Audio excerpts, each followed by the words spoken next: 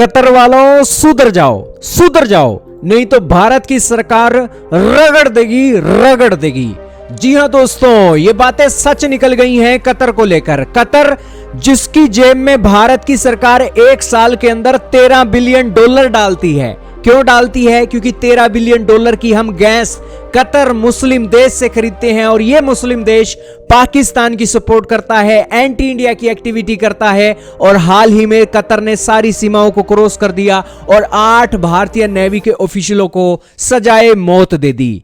ये डिसीजन जैसे ही आया वैसे ही भारत के ऑयल मिनिस्टर ने बैग पैक किया और चुपचाप से अफ्रीका के देश मोजाम्बिक आ गए। और इस दौरे के चलते कतर की जेब से $13 बिलियन के नुकसान को एक दिखाने के लिए भारत के ऑयल मिनिस्टर का दौरा हो रहा है। और ऑयल मिनिस्टर का यह दौरा आज कतर को संदेश है, कतर वालों सुधर जाओ, सुधर जाओ, नहीं तो भारत रगड़ के रख देगा, रगड़ के रख देगा।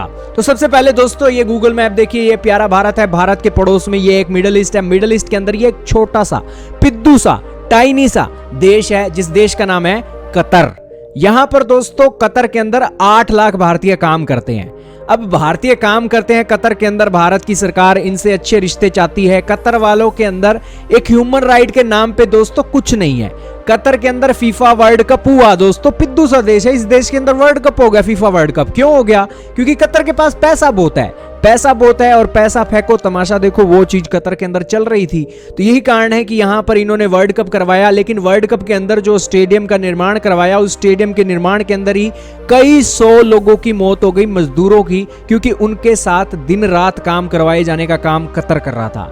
कतर एक नरक है दोस्तों, ये एक नरक है, लेकिन यहाँ पर पैसा बहुत है, इसीलिए लोग जिनके पास पैसों की कमी होती है इस नरक के अंदर जाते हैं। तो ये एक बात आपको पता लगी कतर के बारे में। अब कतर दोस्तों इन बातों के लिए भी जाना जाता है। साथ में ही इस देश के अंदर एक न्यूज चैनल है अल जजीरा, जो मुसलमानों को आतंकवादी बनाता है।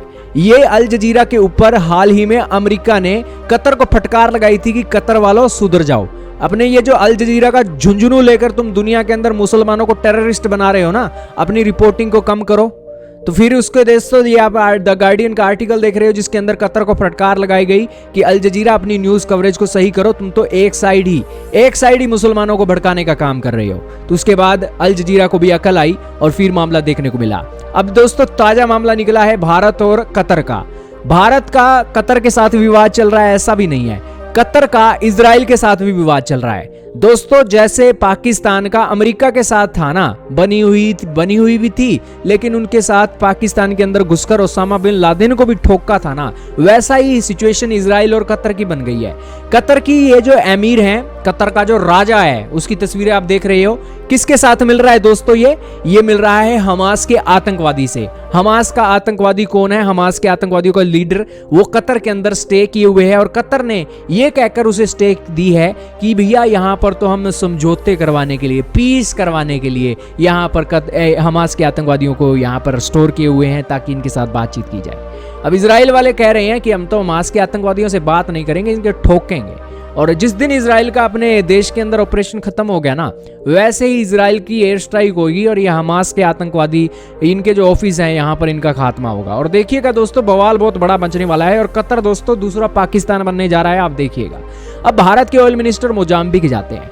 मोजाम्बिक जाकर दोस्तों, मोजाम्बिक के अंदर भारत की 3 इंडियन PSU कंपनीज हैं जिनका इन $20 बिलियन के प्रोजेक्ट के, गैस के प्रोजेक्ट के अंदर उनका एक स्टेक है 30% का। और यहाँ पर ऑयल मिनिस्टर ने दौरा किया और उनका कहा कि भारत और मोजाम्बिक के रिश्ते बहुत गहरे हैं और मोजाम्बिक वालों तुम इस प्रोजेक्ट के अंदर हमारी इंडियन कंपनी के चलते अपनी गैस निकालने का काम है ना, तेजी से शुरू करो। हमें गैस चाहिए और गैस निकाल कर तुम भारत के अंदर सप्लाई करो, पैसे हम तुम्हें नगद देंगे। हमारी इंडियन कंपनियां लगी हुई हैं, टेक्नोलॉजी चाहिए, पैसा चाहिए एडवांस में, तो वो देने के लिए हम तैयार हैं। उसका पूरा जायजा लिया। 7500 एकड़ के अंदर दोस्तों ये गैस का प्लांट लगा हुआ है। वहां पर दोस्तों गैस निकालने का काम भारत की और मोजाम्बिक की कंपनियां करेंगी और ये काम करके कतर की जेब में से जो $13 बिलियन की गैस हम खरीद रहे हैं ना एक साल के अंदर, उस जेब को कतरने का काम हमारी सरकार करेगी। तो यही कारण है दोस्तों, कतर के साथ भारत की सरकार जो कर रही है वो सही है या गलत है यही बताइएगा। लेकिन ये एक तस्वीर देख लीजिए दोस्तों, ये कतर दोस्तों लेता तो दोस्तों डॉलर भारत के है, $13 बिलियन की कमाई तो भारत से करता है, लेकिन ये हरामखोर पाकिस्तानियों के लिए पूरे तरीके से दरवाजे खोल रखा है। भारत ने दोस्तों फ्रांस से राफेल फाइटर जेट लिया, कतर ने हमसे भी पहले ले रखा था। लेकिन भारत ने जैसे ही राफेल फाइटर जेट लिया ना, कतर ने पाकिस्तान के पायलटों को बुलाया कि आ जाओ बेटा, हमारे देश में आ जाओ। भारत ने राफेल फाइटर जेट लिया है ना, तुम मेरे राफेल फाइटर जेट को देखो, और इससे अंदाजा लगाओ कि राफेल की क्या खूबी है। और उसके बाद भारत को काउंटर करने के लिए आप इसके लूप होल और सारी चीज़ों की स्टडी कर सकते हो। और आपके सामने तस्वीरें चल रही हैं पाकिस्तान के पायलटों की, जो कतर के राफेल फाइटर जेट का जायजा ले रहे हैं। यानी कि ये भारत के खिलाफ दोस्तों एंटी इंडिया की एक्टिविटी करने के लिए पाकिस्तानियों की फुल सपोर्ट करता है। क्यों? क्योंकि मुस्लिम बिरादर है, मुस्लिम बिरादर है, कोई बात नहीं दोस्तों, इसकी तो हम बिल्कुल खटिया खड़ी करेंगे इजराइल के साथ मिलकर। आप बस देखते जाइए क्या क्या होने वाला है। अभी दोस्तों कतर क्या कर रहा है? हमास के आतंकवादियों का समर्थन कर रहा है। तुर्की के साथ इनकी बनती है, ईरान वालों के साथ बनती है। कतर को चक्कर ये पड़ा हुआ है कि भारत ने हाल ही में यूएई, सऊदी अरब, इजराइल और यूरोप के अंदर जो अपना कॉरिडोर चलाया है ना, उसके अंदर कतर नहीं है। अरे भैया, कतर कौन हो तुम अस्तित्व तुम्हारा क्या है? तुम छोटे से देश हो, सऊदी अरेबिया के ही पार्ट हो, और एक दिन तुम सऊदी अरेबिया में मिल जाओगे, तुम्हारा कोई अस्तित्व नहीं है। तो यही कारण है कि दोस्तों ये मामला निकल रहा है, और कतर दोस्तों पिद्दू सा देश होकर इतने बड़े भारत को आज आंखें दिखा रहा है, और एक दिन आएगा दोस्तों लेने का देना कतर को भी देना पड़ेगा।